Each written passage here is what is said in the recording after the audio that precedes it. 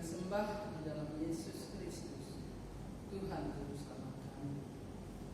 Kami bersyukur dan berterima kasih ya Tuhan atas berkat dan cinta kasih-Mu yang kami boleh rasakan di dalam hidup kami hari lepas hari. Tuhan selalu menolong kami, baik kami di dalam kesulitan. Tuhan selalu memberikan jalan keluar bagi kami, sehingga hati kami penuh dengan damai yang datang dari Tuhan.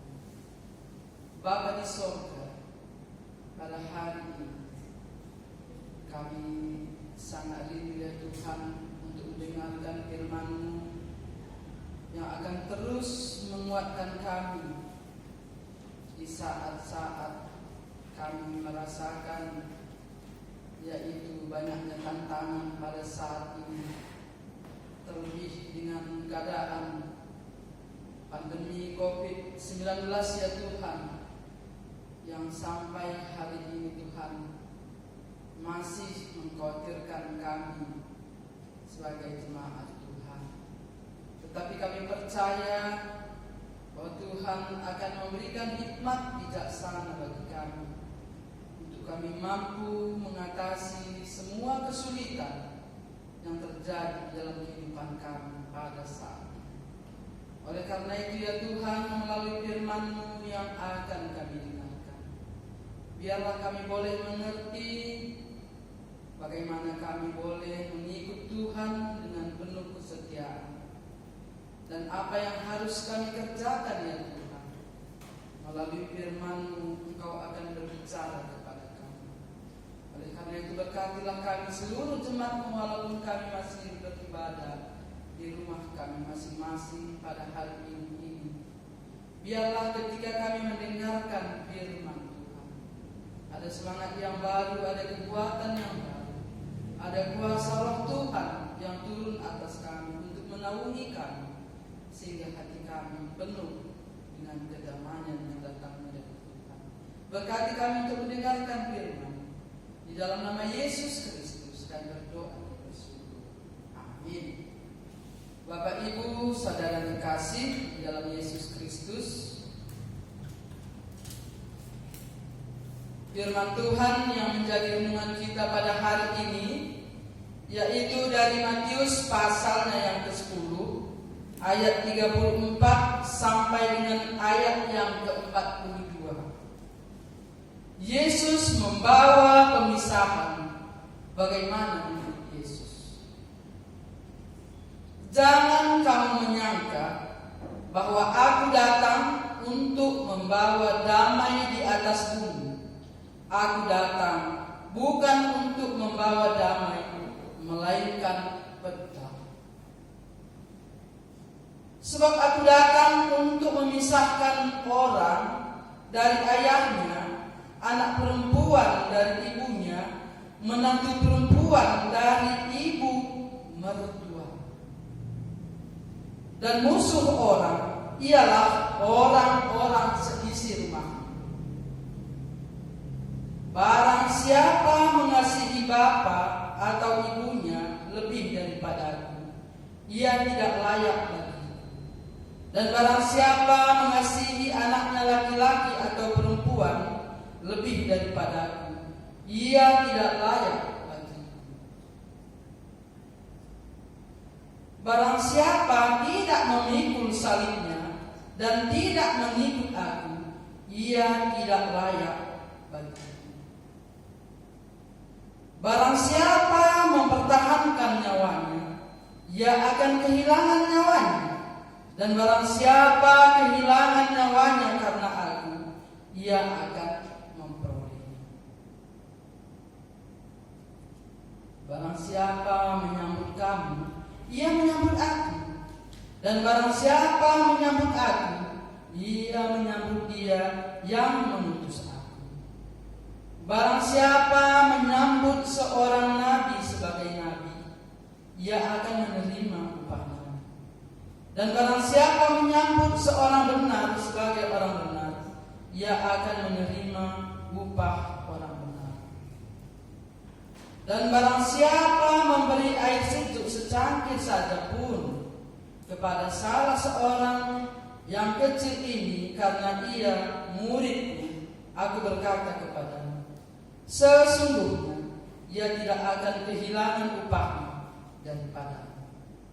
Bapak Ibu saudara kekasih, demikianlah firman Tuhan yang sudah kita dengar ini.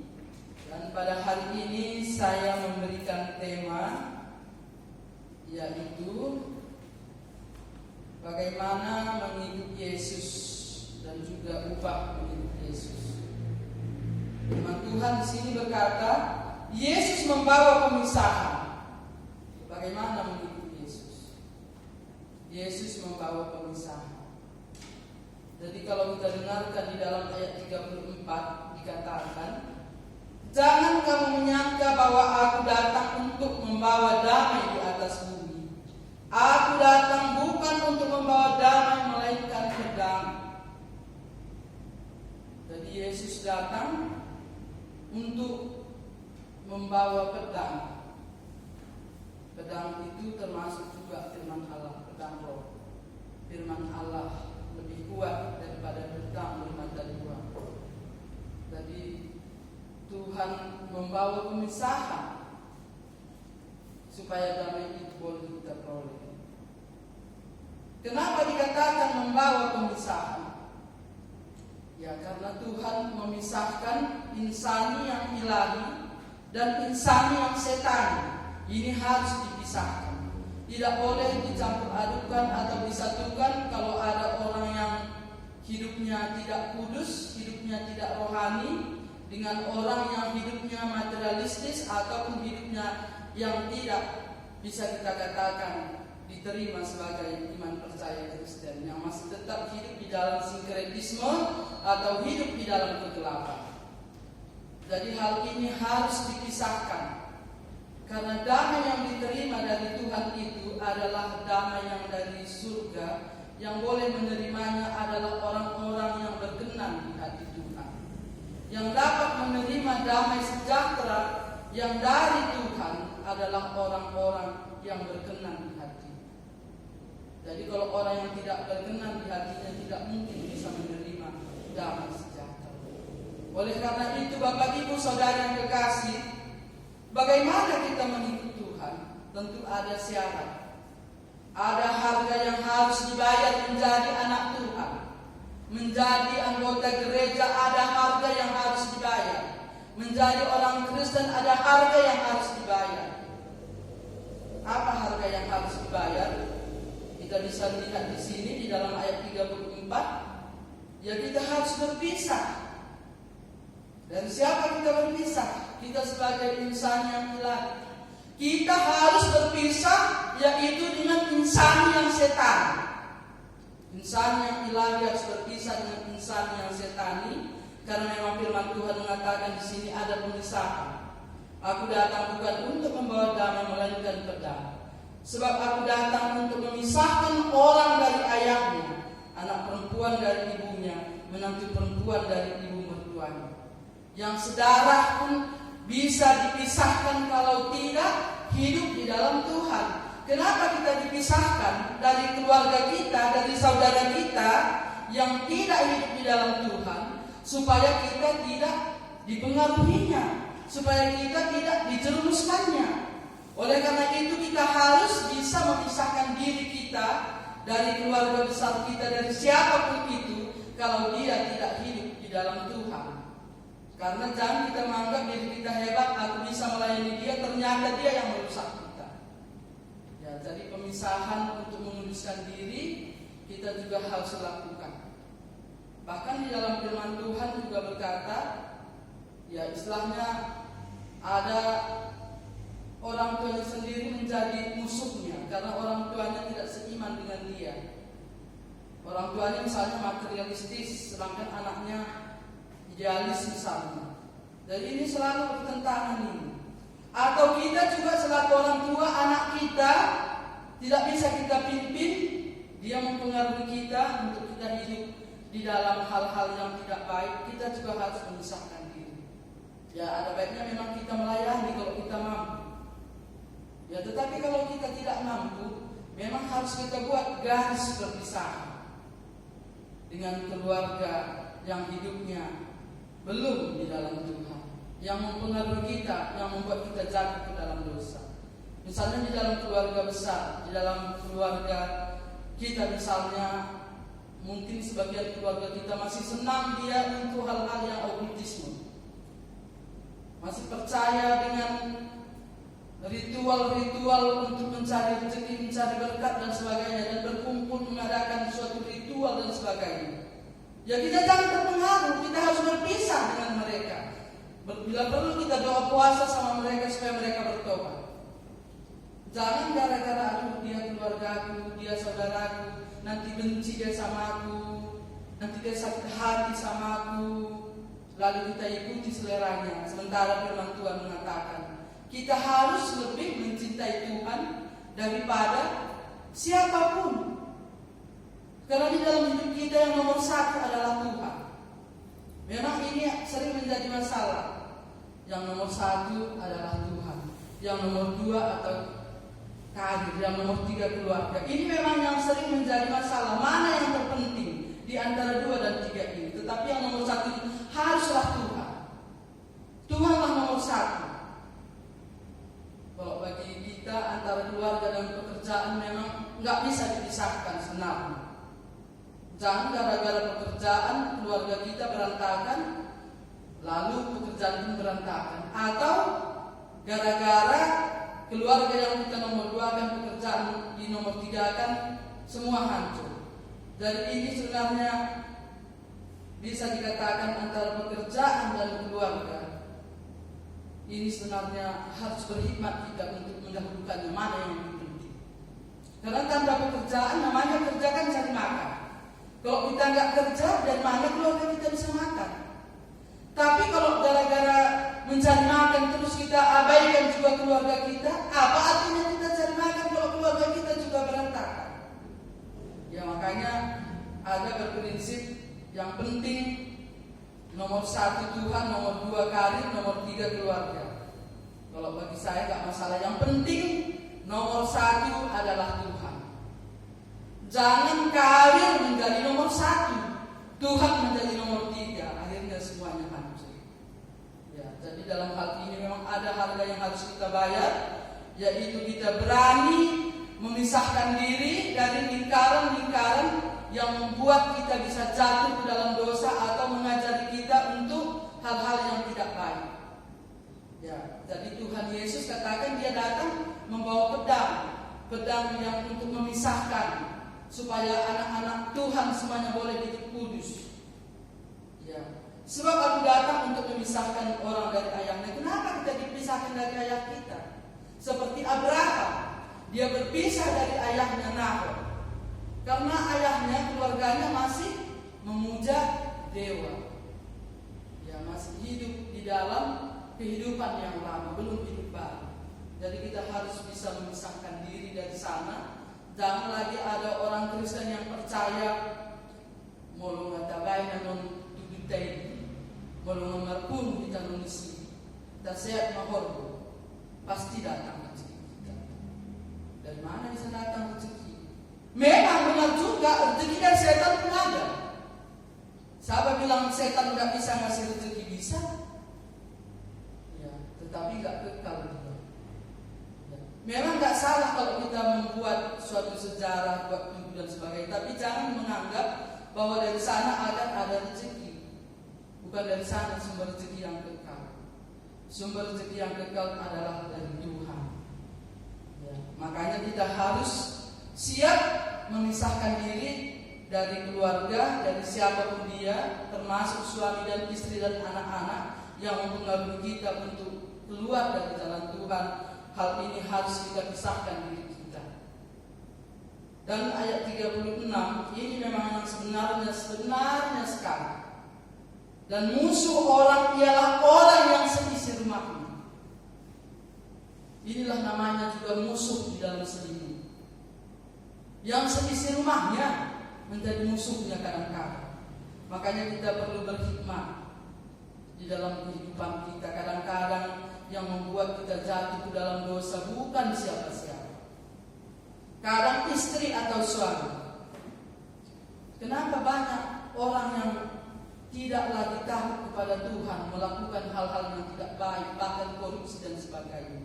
Apakah istrinya tidak pernah bertanya, kok banyak sekali uang kita ini, Pak? Bapak bilang kita beli ini.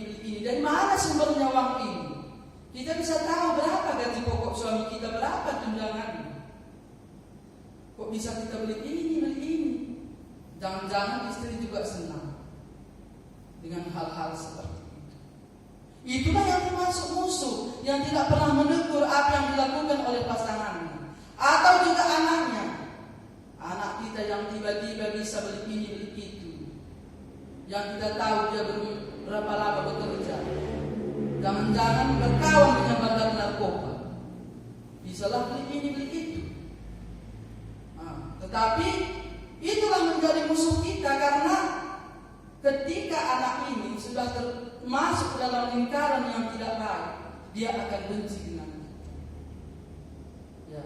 Dan ini yang perlu kita renungkan. Dan musuh orang ialah orang yang seisi rumah. Sangat mengerikan. Yang seisi rumah kita, yang kita satu kumpulan misalnya, yang kita satu organisasi misalnya, yang kita satu punguan misalnya.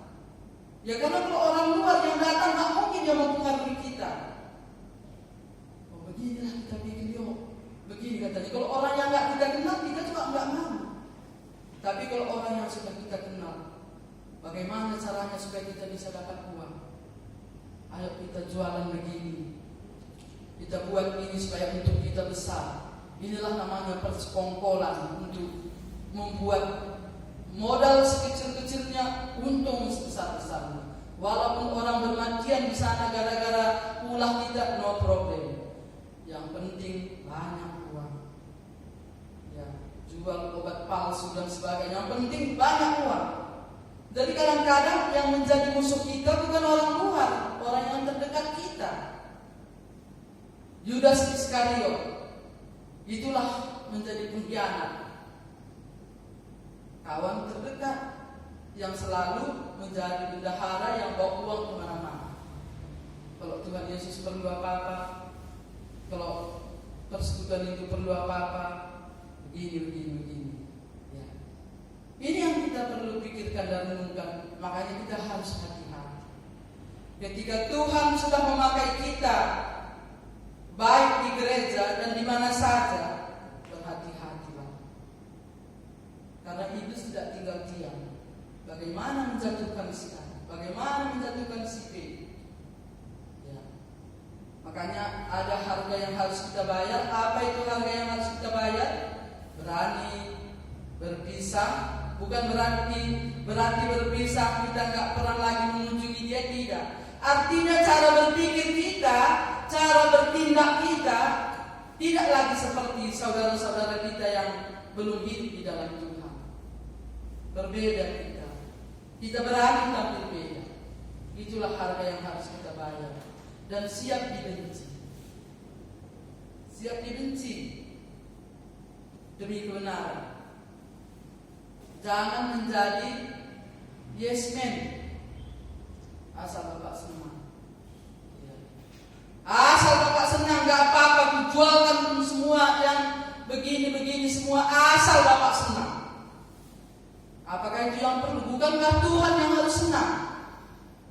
Bukan seseorang yang harus senang, bukan istri kita yang harus senang, bukan suami kita yang harus senang, bukan anak-anak kita yang harus senang kalau Tuhan tidak senang. Jadi gara-gara kadang-kadang kita nggak bisa menyenangkan suami atau istri atau anak, seakan-akan kita sudah berpisah. Mungkin berpisah dalam 1 hari 2 hari nggak cakapan, tapi pada akhirnya nanti jadi baik semua kalau kita mendahulukan Tuhan. Ya, inilah memang harga yang harus kita bayar. Ya, karena di dalam ayat 37 dikatakan, barang siapa mengasihi bapak atau ibunya lebih daripada ia tidak layak. Ya, kalau kita lebih mengasihi keluarga kita, kita tidak layak menjadi anak Tuhan. tidak layak. Berarti sangat berat menjadi hamba Tuhan ini, sangat berat. Ya. Tetapi walaupun sangat berat, tetapi Tuhan itu adil. Nah, itu enaknya menjadi anak Tuhan. Dia adil. Kita lihat nanti apa upah kita. Nah, di sini dikatakan, barang siapa tidak memikul salibnya dan mengikut aku, dia tidak layak lagi. Ya, jadi kita semua punya tanggung jawab. Ada salib, ada beban yang harus kita pikul. Ya. Jadi salib itulah nanti menjadi suatu gambaran yang bisa kita tunjukkan apakah kita setia atau tidak memikul salib.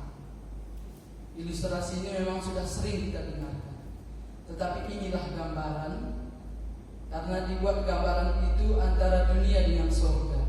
Jadi salib itulah titiknya, jembatannya. Ya, antara dunia dengan surga, salib itulah sebagai jembatan kita untuk menuju ke surga. Ya, jadi salib itu bagaimanapun beratnya harus kita pikul. Ya. Jadi ada 3 orang yang memikul salib ini, sudah sering sekali ilustrasi. Tapi begini Bapak Ibu Saudara yang kasih, di pagi hari ini saya ingatkan lagi tentang salib. Jadi 3 orang yang memikul salib, memang manusia ini merasa dirinya selalu pintar dan berhikmat, bisa mengatasi semua masalah dengan kejagoannya, dengan pintarannya, dengan segala hal. Yang satu menganggap dirinya hebat. Setiap hari karena memang salibnya ini berat, setiap hari dia kikis salibnya ini, supaya tipis. Alkitabnya pun tipis Bapak Ibu. Kalau ada dikatakan di sini, kasihilah musuh-musuhmu, dikoyakkannya. Mana yang berkat semua, itu aja yang menjadi Alkitabnya. Jadi Alkitabnya pun tipis. Kenapa tipis Alkitabmu? Ayat ini gak suka aku, karena ayat ini sering menuduh aku, dikoyakkannya. Jadi tipis. Begitu juga salibnya itu. Setiap hari kalau berat kali, bodoh kali semua itu yang jalan terjingkrak itulah saking beratnya salibnya. Itu akhirnya orang pintar aku. Kikislah salib ini, kikislah salib ini. Memang benar, cepat dia, karena dikikisnya salibnya, cepat dia kaya, cepat segalanya. Karena dia nggak mau mendengarkan firman Tuhan, mau korupsi, mau mencuri, mau apa, semua dilakukan terus. Yang penting sukses. Ya. Lalu apa yang terjadi? Iya, tiba di akhir zaman, di akhir hidupnya, dia mau melangkah ke surga, karena itulah jembatannya tadi. Begitu dipijaknya jembatannya itu tajamnya tadi, langsung patah, nggak selamat. Kemudian yang orang kedua, ini pun pintar juga. Dia memang nggak ditipiskannya, nggak dikikisnya, tapi potong kiri kanan, potong kiri kanan, potong sayap ini, potong sini, pendek. Ya memang nggak berat. Nah, tiba di akhir zaman, di akhir hidupnya, dia letakkan salib itu, dia mau menyeberang ke surga, langsung karena nggak sampai. Dan kependekan, tidak selamat, 2 orang tidak selamat. 1 orang dia setia apapun yang terjadi, nggak pernah dikikisnya, nggak pernah dipendekkannya. Tiba di akhir hidupnya, dibawanya salibnya itu, dipikulnya salibnya itu dengan setia. Tiba di sungai yang harus dijembatani tadi, diletakkannya salibnya itu, bisa dia jalan, nyebrang, selamat dia, masuk surga dia. 2 orang tadi hanyut, 1 orang selamat. Itulah gambaran orang yang memikul salib. Dia setia kepada Tuhan, dia tidak gesa-gesa, dia sabar, dia bisa melihat ataupun punya penglihatan di masa yang akan datang. Di seberang sana ada hidup yang kekal. Jadi jangan gara-gara godaan-godaan dunia ini, yang hidup sementara di dunia ini, kalau kita kuat 70 tahun, Kalau memang hebat 90 tahun, dibanding dengan kehidupan yang di seberang sana, yang hidup kekal, yang senang. Artinya nggak sabar, akhirnya apapun yang terjadi, yang penting hidup ini hidup yang senang di dunia ini. Di akhirat nanti no problem, jangan-jangan nggak ada surga. Yang penting aku senang di dunia ini. Itulah pekerjaan setan, pekerjaan si iblis yang mempengaruhi orang supaya tidak memikirkan masa yang akan datang. Makanya bersenang-senang saja, nggak perlu takut kepada Tuhan. Ya. Dan memang Tuhan juga adil, Dia memberikan kehendak bebas kepada kita. Mau masuk surga silakan, mau nggak masuk surga ya no problem. Ya, tetapi Tuhan sebenarnya menginginkan semua orang masuk ke surga. Makanya berita penginjilan ini harus kita beritakan ke seluruh dunia. Dan bagi orang yang malas juga untuk memberitakan Injil, tidak mau melayani Tuhan, darah orang yang berdosa itu akan dituntut kepada kita. Ya, makanya gereja tidak boleh tinggal diam. Gereja tidak boleh tinggal diam. Jangan hanya gerejanya yang cantik, tetapi hatinya tidak cantik. Tidak ada hati gereja itu untuk melayani secara diakoni sosial. Karena gereja bukanlah gedungnya, tetapi gereja adalah orang. Makanya kita lihat di SMI, banyak dari pembangunan yang digunakan untuk dana sosialisasi, untuk sosial kepada orang yang susah, yang berdampak COVID pada saat ini. Jadi tidak ada alasan gereja untuk tidak bersosial kepada jemaat yang susah adalah gara-gara pembangunan. Karena pembangunan sampai kiamat pun ada, pembangunan ini tak akan selesai pembangunan. Tetapi orang yang sakit, kalau kita tidak tolong bisa mati dia. Pembangunan tidak jalan, tidak mungkin jemaat mati. Tetapi kalau pelayanan sosial tidak jalan, gereja bisa kosong. Oleh karena itu kita perlu berhikmat. Apa yang harus kita lakukan supaya gereja ini bisa penuh, supaya jemaat bisa banyak datang ke gereja? Yaitu kepedulian, yaitu sosial harus kita tingkatkan di tengah-tengah gereja kita. Itulah kasih yang sebenarnya. Itulah tanggung jawab orang Kristen, itulah saling mempedulikan orang lain. Ya, kita harus peduli kepada jemaat-jemaat kita yang sedang sakit, yang sedang susah, yang tidak mempunyai pekerjaan yang menetap di saat pandemi COVID ini. Memang bukan lagi rahasia yang tertutup sebenarnya di tengah-tengah gereja. Kalau sosial ditingkatkan, sosial memang harus kita tingkatkan.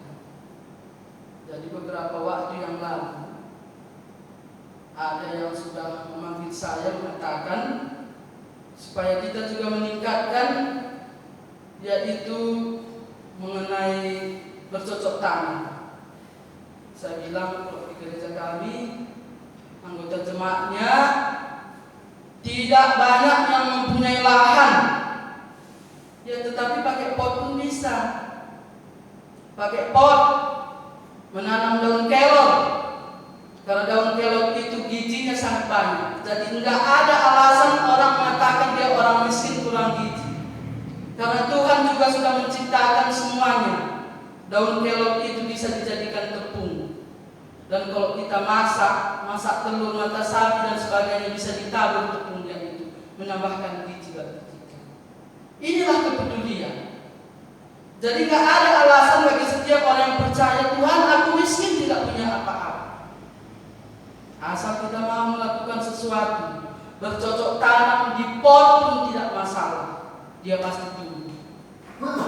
Itu yang saya dengarkan dari pembinaan. Mungkin dalam waktu dekat ini ada nanti yang datang ke gereja kita ini untuk mengadakan pembinaan dan akan memberikan bibit-bibit bercocok tanam. Ya, itulah jalan keluar yang boleh kita lakukan untuk mengatasi pandemi COVID ini. Jadi kita juga tidak boleh hanya berpangku tangan, tinggal diam berpangku tangan, tidak berbuat apa-apa. Menunggu itu adalah hal yang tidak baik. Jadi kita harus berbuat, berdoa kepada Tuhan apa yang harus kulakukan, supaya jangan tergilas dengan situasi zaman yang membuat kita tidak pernah merasakan damai sejahtera Tuhan. Ya. Inilah syarat yang harus kita ikuti kalau kita mau menjadi anak Tuhan. Ada harga yang harus kita bayar. Yang pertama tadi, berani memisahkan diri dari hal yang tidak baik. Yang kedua, itu yang sangat penting, memikul salib. Memikul salib berarti melayani Tuhan, yaitu dengan segala apa yang bisa kita berikan kepada saudara-saudara kita yang sedang membutuhkan. Ya. Kemudian firman Tuhan mengatakan juga di dalam 39, barang siapa mempertahankan nyawanya, ia akan kehilangan nyawanya. Dan barang siapa kehilangan nyawanya karena aku, ia akan memperolehnya. Ya. Jadi anak-anak Tuhan tidak boleh terlalu takut mati. Sering sekali kita takut sekali, nggak berani kemana-mana di saat pandemi ini. Tapi kalau ke tempat-tempat yang di sana yang sebenarnya bisa ada masalah, nggak takut. Tetapi untuk hal-hal yang misalnya kalau kebaktian, takut kali ke gereja, nanti kena COVID. Itu yang sering jadi masalah. Melihat halaman gereja bentar, takut COVID. Tetapi kalau ke pajak, ke tempat orang-orang ramai, nggak takut. Jadi ini harus kita ingat.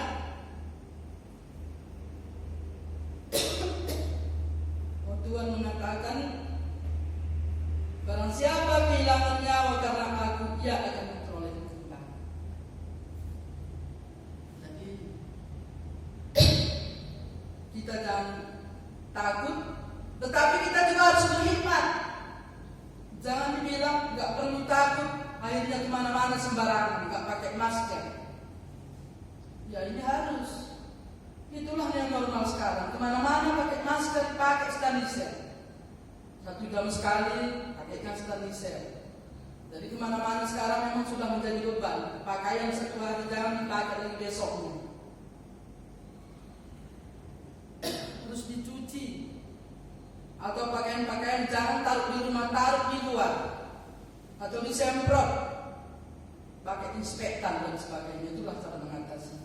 Kalau kita terus mengatakan aku takut, tak sampai kapan ini belum berakhir. Jadi bukan itu menjadi alasan. Sekarang yang menjadi pikiran kita bagaimana cara mengatasinya. Ya nanti kita nggak bisa kemana-mana. Ya kita harus pakai hikmat lah, pakai masker dan sebagainya untuk mengatasi supaya nggak terjangkit. Jangan ada yang keras kepala, disuruh pakai masker pun sesak kepala. Iya. Ya bernapas pakai napas perut lah supaya nggak sesak. Tapi ini memang harus. Kalau nggak ada kita ini manusia yang kebal, tubuh kita ini bukan terdiri dari besi. Ya jadi jangan ada yang merasa hebat. Nggak perlu itu. Tuhan akan menolong. Ya Tuhan pun pasti kasih hikmat sama kita. Ya. Bapak Ibu Saudara yang kekasih, mengikut Tuhan memang sangatlah berat. Tetapi dibanding dengan upah yang kita terima, hal yang berat itu tidak ada. Karena kita akan menerima upah. Iya, kalau kita sekarang upah UMR di Medan, ya kita tahu berapa 1 bulan kan. Upah mengikut Tuhan di dalam hidup yang kekal tidak ternilai harganya. Kita bisa lihat di sini ayat 40. Barang siapa menyambut kamu, ia menyambut aku, dan barang siapa menyambut aku, ia menyambut dia yang mengutus aku. Berarti kalau kita mau melayani Tuhan, apa saja yang kita kerjakan di dalam pelayanan kita, menolong sesama kita, nggak perlu disampaikan ke pimpinan jemaat atau ke majelis. Kalau kita lihat ada yang susah jemaat kita mampu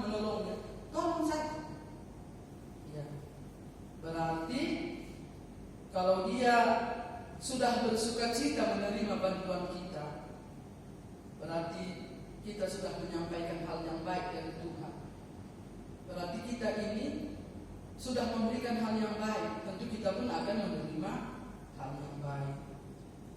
Barang siapa menyambut seorang nabi sebagai nabi, dia akan menerima upah nabi. Ya, jadi kita akan menerima upah nabi. Apa itu upah nabi? Dan barang siapa menyambut seorang benar sebagai orang benar, dia akan menerima upah yang benar. Banyak sekali upah kita ini. Banyak sekali bonus yang akan kita terima ini. Dan barang siapa memberi air sejuk secangkir saja pun kepada salah seorang yang kecil ini karena ia muridku, aku akan berkata kepadamu, sesungguhnya ia tidak akan kehilangan upahnya daripadamu. Ya, siapa itu murid Tuhan? Anak-anak Tuhan yang lemah. Secangkir air saja pun kita berikan pertolongan kepadanya. Semuanya itu diperhitungkan. Jadi Bapak Ibu Saudara yang kekasih di dalam Yesus Kristus, yang perlu kita kerjakan pada saat ini sebagai orang yang percaya adalah menolong sesama kita. Dan ketika kita sudah memberikan pertolongan itu, kita akan mendapat upah berlipat ganda. Tuhan akan memberikan upah kepada kita. Upah orang benar, upah nabi, banyak sekali bonus-bonus yang akan kita terima, baik di bumi ini dan juga nanti di surga. Oleh karena itu anak Tuhan, tidak ada yang boleh malas. Di saat pandemi seperti ini memang lagi istirahat lagi, tidak ada alasan seperti itu. Justru di saat pandemi seperti ini kita harus lebih luar biasa lagi beraktivitas, walaupun di rumah kita. Beraktivitas apa? Ya rajin membaca firman Tuhan, rajin berdoa, rajin melakukan hal-hal yang baik, baik di rumah pun banyak yang bisa kita kerjakan, apalagi ibu-ibu rumah tangga. Mungkin saatnya untuk memayat, mungkin saatnya untuk belajar memasak, mungkin saatnya bercocok tanam, menanam bunga dan sebagainya. Kalau ada lahan yang kosong, lebih teras rumah dan sebagainya. Tetapi tidak ada istilahnya hanya berpangku tangan dan tidur. Tidak. Ya, karena Tuhan pasti menuntut kita supaya kita memikul salib. Jadi kalau orang memikul salib itu tidak ditidurkannya salibnya itu, tidak ditidurinya salibnya itu, dipikul. Berarti kita memang punya beban berat, punya pelayanan yang berat di tengah-tengah gereja ini. Kita ini apalagi saat membangun, kita mempunyai utang yang sangat banyak. Kurang lebih 60 juta sudah didahulukan oleh seseorang utang pembangunan ini. Ya. Jadi anak Tuhan pastilah diberkati ketika gereja membangun. Berarti jemaatnya pun semuanya sedang membangun walaupun sedang bertahap. Percaya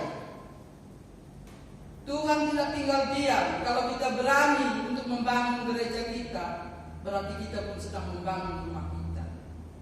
Makanya kita tidak boleh tinggal diam, walaupun masih mungkin di dalam impian, tetapi itu pasti.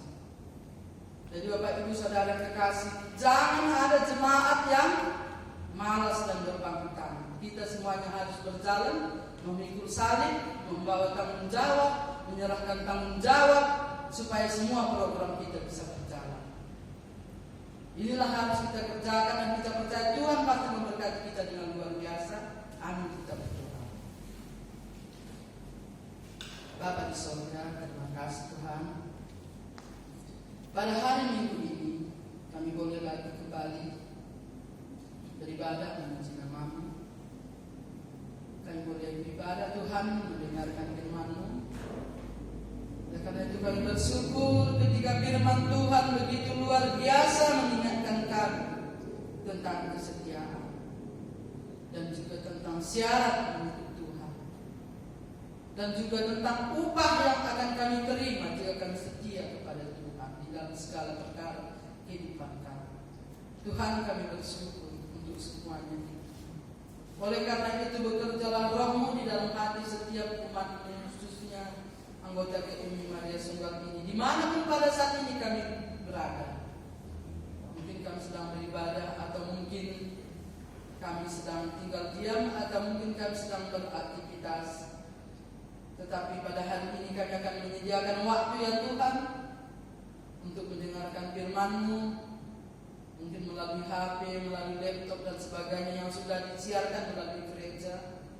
Biarlah kami bersyukur, biarlah kami boleh dengan tenang bersuka untuk mendengarkan firman Tuhan, sehingga firman Tuhan berkuasa memberkati kehidupan kami.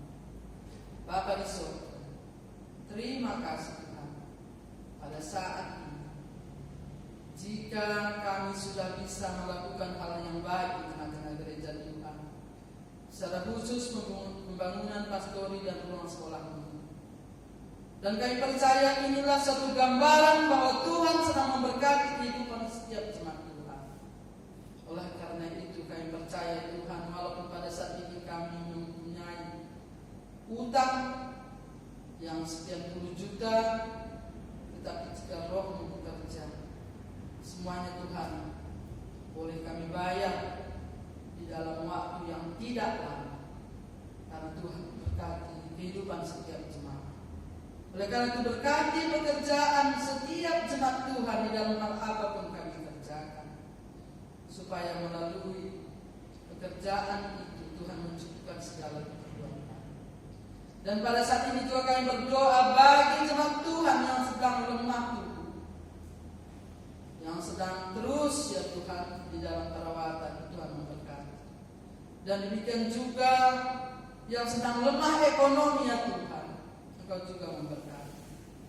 Dan juga mungkin yang sedang mencari pekerjaan bagi anak-anak kami yang sudah tamat dari sekolahnya, Tuhan juga memberkati.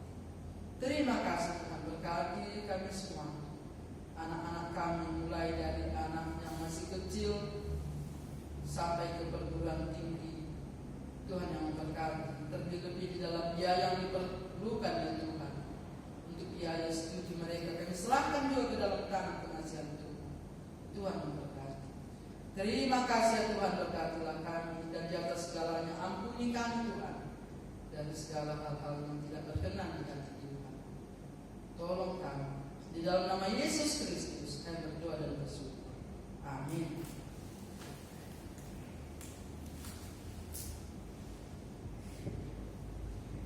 Bapak Ibu, saudara kasih, kita tutup ibadah kita.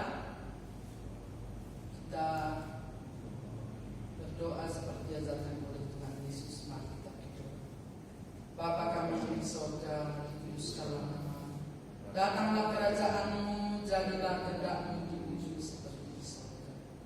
Berilah kami pada hari ini makanan kami yang cukup, dan ampunilah kami akan kesalahan kami, seperti kami juga mengampuni orang bersalah.